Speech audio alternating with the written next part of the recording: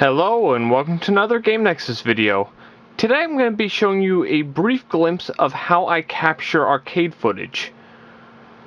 First here I'm just going to show you how I capture a standard Jamba board.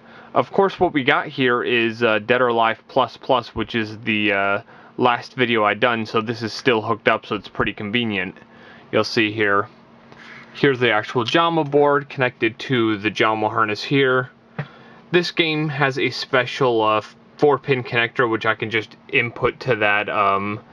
This is a line out converter which allows me to take the amplified audio off of the board, de-amplify it, and send it into one of my devices, which I'll just show you in a minute here. I use this for all my Jamma boards that don't have like an unamplified audio out, like the 246 and the Naomi. They have an unamplified audio out, so I don't have to do this. But that basically just converts it to two composite ports, the white and the red, and then I can just send it directly to whatever I send it to.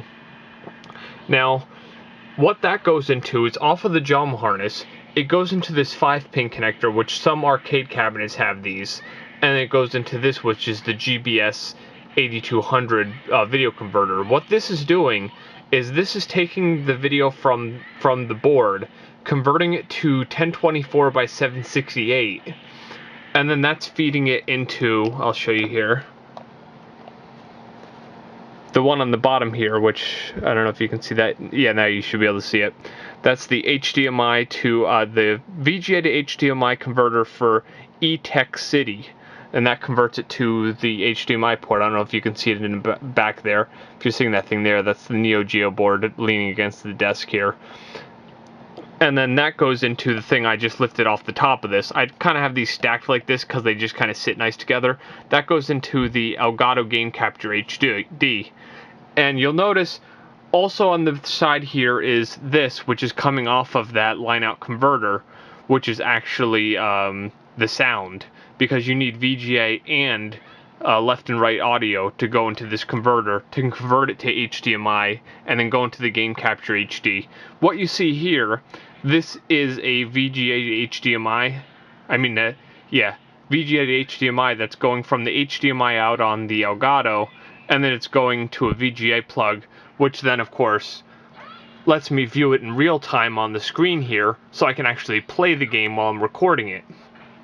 And then of course that little thing on the side here just goes down to the speakers down over here, so I can actually hear the audio in real time. Now if we look over here, I currently have my laptop set up with the Elgato software, and that's what actually captures the footage. The only problem, which is caused by that VGA to HDMI converter, is that notice that the footage is stretched. But what I do with that is I just throw it in Sony Vegas, and then I just squish it sideways, so then it's just back into its regular 4:3 aspect ratio. Well, that's how I capture my standard Jamma boards. Now, if it were a board that didn't have a special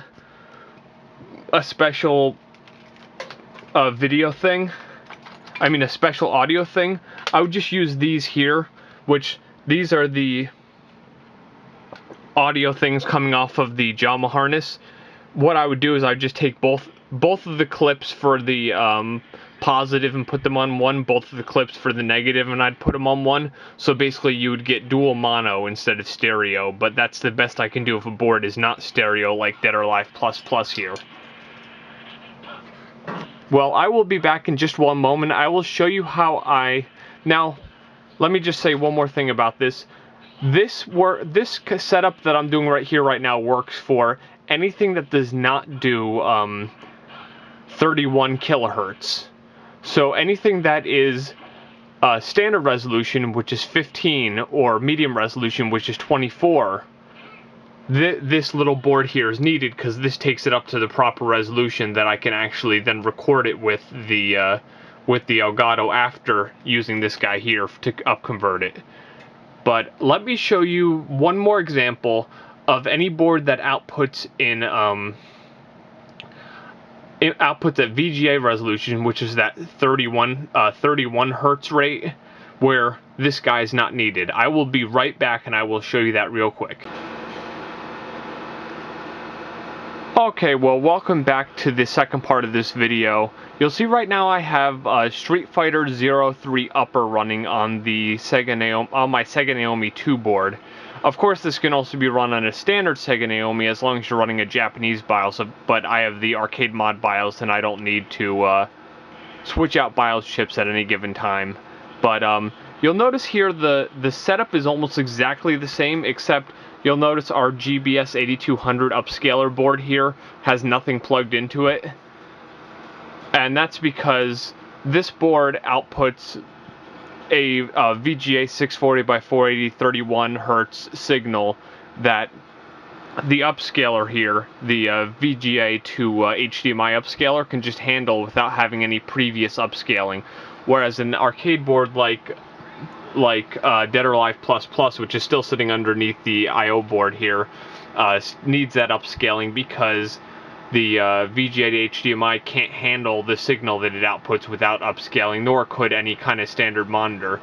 But this is the JVS to Jamma I/O board. I just wire this up because it's a lot easier, because I got my Jamma harness here and I can wire up all the buttons. And of course this JVS USB cable goes into our Naomi 2, which you'll see is, it's down here. There's the GD-ROM, the Naomi 2, the DIMM board, my JVS power supply, and everything all hooked up down here. And our VGA cable and audio cable, you'll see them going off the side of this computer case I have sitting here, and then they go up to that VGA to HDMI. So that's how that works, and they just go right out of it, since the Naomi 2 actually outputs unamplified audio. So if you were to run this in arcade cabinet, you would need to use an amplifier, but in this case, since we want unamplified audio, we just feed it directly into our upscaler, which then gets fed directly into the Elgato Game Capture HD. And as you can see here on the laptop screen here, it's actually showing the game. And if just in case you're wondering, I have the audio on the laptop muted because it's kind of hard to see because we have two screens here, but you'll see on the actual real-time game screen here, it's a little bit delayed, but you'll see if I go here, you'll see what it showed right now, and if I go over here, it's just showing what it just showed over there right now. So it's a little bit delayed, and if I had the audio not muted on the laptop, I'd basically hear it playing here, and then I'd hear it playing over there, so it kind of sounded like an echo. So that's why I always mute the audio on the laptop. But as you can see in the Elgato's audio display thing, it's hearing everything that the arcade board is outputting, so it's going to be recording it. Now, a couple of side notes here, if you wanted to know, any of my Sega model boards, like the this is the Model 3 with Spike Out in it, and of course right below that is the Model 3 with Virtua Fighter in it. Now with the Model 3 boards, they have a little VGA connector here, which I actually have to put into here on this side, which is a VGA in, because they only do medium resolution. The same goes for Virtua Fighter 2, and Fighting Vipers. But I have to, on those, which it's the same connector as this board has, it is a, let me see if I can find it here real quick. Okay, yeah, this is the one. It is a 5-pin RGB, which I have a wire that I had to hack up, which goes from a 5-pin to this guy here, so I just input to here if I'm using Model 1 or Model 2. But if I'm using Model 3, I just use the VGA connector that's on the filter board, which is a lot easier, and I just go into this side of the board. Now, I hope that clears up how I capture my arcade games. And of course, this is the real game running on the real hardware, but I'm just able to directly capture from it instead of